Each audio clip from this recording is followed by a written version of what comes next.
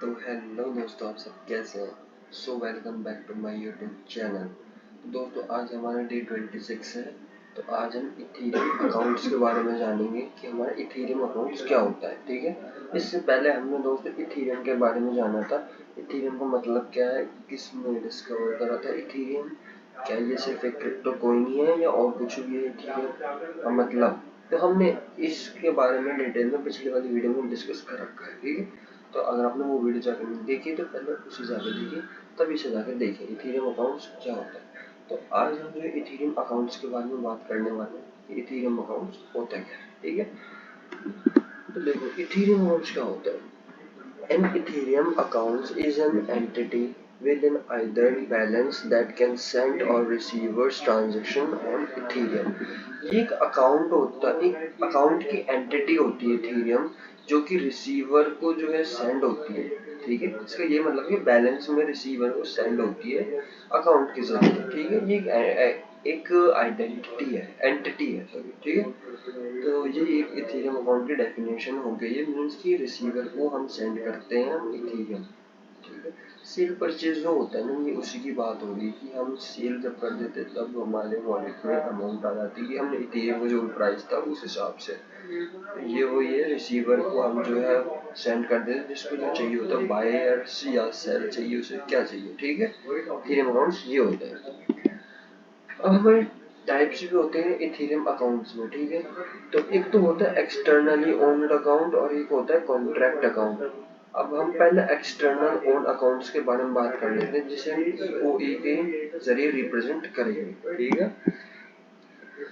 तो देखो external own accounts क्या होता है। अब ये थोड़ा आपको लग रहा होगा ये क्या है, टफ सी चीज, लेकिन मैं आपको समझाऊंगा ये क्या है। ज्यादा टफ कुछ नहीं है इसमें। ठीक है, देखो ईओई में क्या होता है, एक वॉलेट होता है।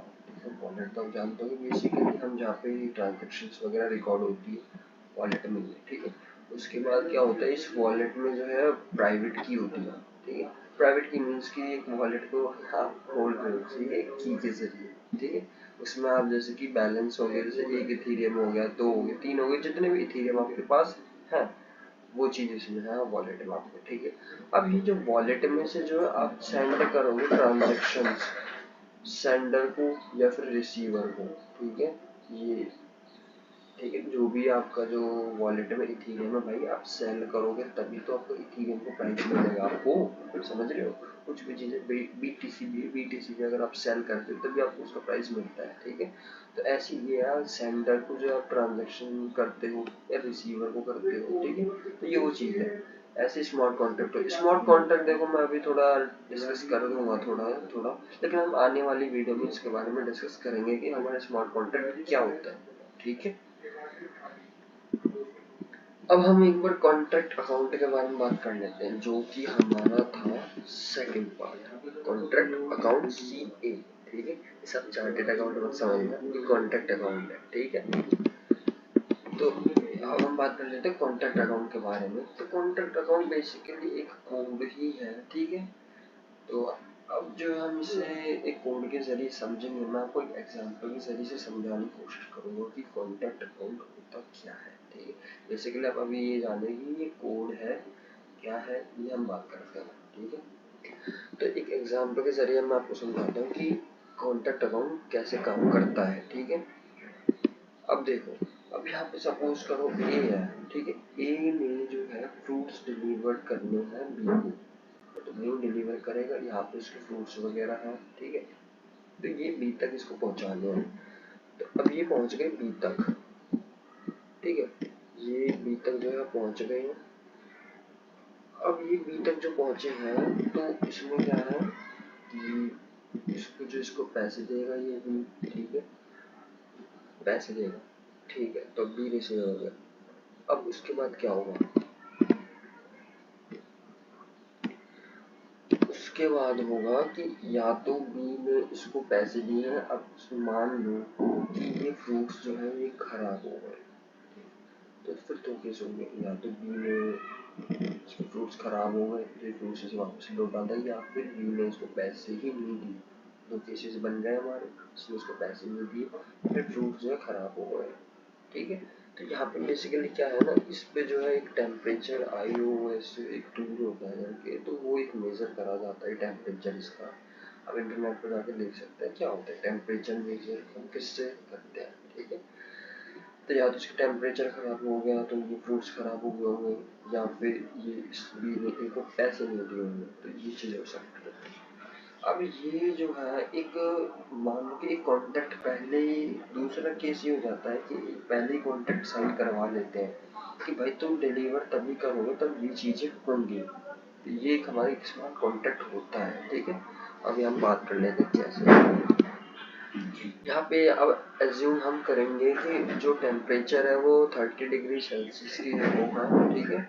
तो ये एक हम कोड जनरेट करते हैं कि मीन्स कि फ्रूट ट्रांजेक्शन करने से पहले ही एक कॉन्ट्रैक्ट साइन हो जाएगा, ये चीज़ें हैं तभी आप हमारे पास डिलीवर करना, ठीक है। जैसे कोर्ट में होता है ना, कोर्ट में होता है और बहुत सी जगह होता है, फॉर्म्स में होता है, हमारी पार्टनरशिप फॉर्म्स में होता है कि जब हम स्टार्ट करते तो कुछ डीड वगैरह बना लेते हैं हम कि हाँ ये है हमारे पार्टनर्स में जो है ये चीज़ होगी, प्रॉफिट शेयरिंग रेशियो इतना होगा, जो भी है वो पहले डिस्कस कर लेते तब जाके वो स्टार्ट करते हैं अपनी पार्टनरशिप को। तो ऐसे इसमें होता है हमारे स्मार्ट कॉन्ट्रैक्ट में, ये भी पहले ही डिस्कस करेक्ट कर लेते हैं कि ये चीज़ें अवेलेबल होगी तभी आप हमारे पास फ्रूट्स सेंड करना स्मार्ट कॉन्ट्रैक्ट में, ठीक है। तो देखो स्मार्ट कॉन्ट्रैक्ट में क्या है, इफ IoT ये एक टूल होता है जो मैंने बताया था कि ये टेम्परेचर मेजर करता है, जो कि डिटेक्ट करते हैं टेम्परेचर 30 डिग्री सेल्सियस, ठीक है। Cancel delivery and do not पे टू ए, अगर टेम्परेचर इसका 30 डिग्री सेल्सियस होगा इन फ्रूट्स का तो डिलीवर्ड हमारा कैंसिल हो जाएगा, फिर वो ए जो है ए को बी जो है ए को पेमेंट नहीं करेगा। ऑब्वियस सी बात है फ्रूट खराब हो गए होंगे 30 टेम्परेचर में, तो ये कि उन्होंने पहले ही एक कॉन्ट्रैक्ट डिसाइड कराई पहले, ठीक है। अगर do delivery and transaction money to, ठीक है। तो यही है कि अगर यस होता है तो वो कॉन्ट्रैक्ट नहीं चलेगा, फिर वो डिलीवर नहीं करेंगे, अगर नहीं होता है तो वो उसको पैसे सेंड करेगा। ये इनको एक कॉन्ट्रैक्ट करने इन्होंने पहले ही साइन, ठीक है। तो ये था दोस्तों हमारे स्मार्ट कॉन्ट्रैक्ट, इसके बारे में थोड़ा और हम आगे जाकर डीपली डिस्कस करेंगे कि स्मार्ट कॉन्ट्रैक्ट हमारा होता क्या है, ठीक है।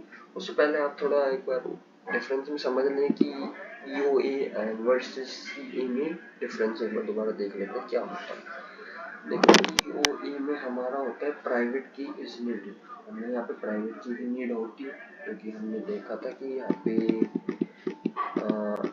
EOA में जो हमारी प्राइवेट की हमारी जरूरत होती है, मतलब पासवर्ड्स वगैरह जो है इस तरह से होता है कि कोई भी बिना पासवर्ड के जरिए आपका वॉलेट जो है कोई नहीं खोल सकता। तो इस तरह से आप देख सकते हैं प्राइवेट की आपके हाथ में होती है, सिर्फ आपको भी पता होता है पासवर्ड्स वगैरह होते हैं ये चीज़ें, तो ये हमारी प्राइवेट की होती है, ठीक है। तो हम यहाँ पे प्राइवेट की तो जान गए, यहाँ पे जरूरत होती है।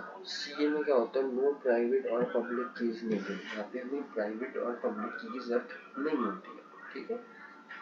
अब EOA में सेकंड पॉइंट है कंट्रोल्ड बाय ह्यूमन, यहाँ पे जो ह्यूमन कंट्रोल करते हैं, और यहाँ पे कंट्रोल्ड बाय कॉन्ट्रैक्ट कोड, यहाँ पे कॉन्ट्रैक्ट कोड जो है कंट्रोल करते हैं। अब यहाँ पे क्या है हमारा कि ह्यूमन ही है कि भाई पासवर्ड बताने, बाय सेल परचेज जो ये तो ह्यूमन ही करेगा, जो माइनिंग कर रहा होगा, जो उस अकाउंट को संभाल रहा होगा। अब CA में क्या है कि भाई ये पहले ही एक कोड जनरेट कर लेते हैं, कॉन्ट्रैक्ट साइन हो जाता है इनका कि ये चीज़ें होंगी तभी आप जो है ये ट्रांजेक्शन कर सकते हैं, ठीक है। जैसे कि हमने एग्जांपल दिया अभी, ठीक है। अब इसमें EOA में क्या होता है हमारे जो है नो गैस इज एसोसिएटेड, यहाँ पे कोई गैस वगैरह कुछ नहीं होता है, लेकिन यहाँ पे गैस इज एसोसिएटेड होता है। तो गैस एसोसिएटेड मीन्स कि टेम्परेचर वगैरह मेजर होता है यहाँ पे, मतलब इस तरह से रिलेटेड है। हैज अ यूनिक एड्रेस, यहाँ पे एक यूनिक एड्रेस होता है, और यहाँ पे हैज अ यूनिक एड्रेस, यहाँ पे भी यूनिक एड्रेस होता है। तो भाई यूनिक एड्रेस मीन्स कि यहाँ पे हम समझे कि हमें जो है अपने इथेरियम वॉलेट से निकाल के किसको सेंड करना है, उसका एड्रेस तो होगा ना, ठीक है। ऐसे ही यहाँ पे CA में भी हमने बनाया कि A को B को ट्रांसफर करना, तो B जो एक एड्रेस पे होगा ना, उसका घर होगा, कुछ तो होगा वहाँ पे, फॉर्म होगा, वेयर हाउसेज होंगे उसके, कुछ तो होगा, तो वहाँ पे वो सेंड करता है हमको, तो ये एक यूनिक एड्रेस है। यहाँ पे होल्ड्स ETH बैलेंस, यहाँ पे इथेरियम के बैलेंस को होल्ड करा जाता है और यहाँ पे भी इथेरियम के बैलेंस को होल्ड करा जाता है। अब यहाँ पे मैं एग्जांपल क्या समझा रहा हूँ, आपको थोड़ा लग रहा होगा कि ये इससे और इससे मैच क्या हमारे इथेरियम के, ये तो एक अलग कॉन्सेप्ट आ गया। तो देखो इसी तरह से ही हमारे जो हमने समझा भी एग्जांपल लेके स्मार्ट कॉन्ट्रैक्ट को, ऐसे हमारे इथेरियम में होता है। जब भी ट्रांजेक्शन हमें जहाँ पहुँचानी होती है तो पहले ही वो स्मार्ट कॉन्ट्रैक्ट्स या कॉन्सेंट कोड जनरेट कर लेते हैं कि ये वो चीज़ें होंगी तभी आप हमारे पास जो है इथेरियम को सेंड करें या फिर वो करें। ठीक है, तो ये हमारे इथेरियम में इस तरह से यूज होता है। इसको अलग तरीके से मत लेना कि ये मैंने अलग टॉपिक कर दिया। यहाँ पे क्या है, इथेरियम में जो भी हमारी वायर सेल जो भी चीज़ें होती हैं वो कोड के ही जनरेट होती है, स्मार्ट कोड के जरिए ही जनरेट होती है। अगर स्मार्ट कोड नहीं होता तो एक मान लो कि फेथ ट्रस्ट फिर नहीं हो पाता कि भाई फेथ तो सकती है, हैकर भी तो हो सकता है ना।